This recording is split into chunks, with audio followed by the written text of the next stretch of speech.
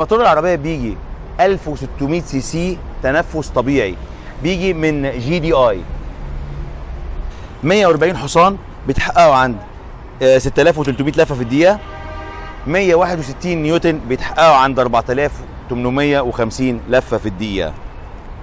وكل ده متوصل بناء الحركه 6 سرعات دول كلاتش دراي مش ويت.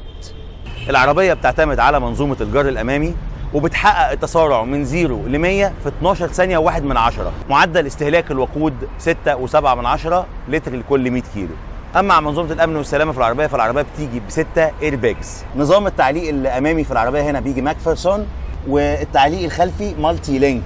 اما عن منظومه الامان والسلامه الخاصه بالفرامل، فالعربيه بتنزل بمجموعه كويسه جدا.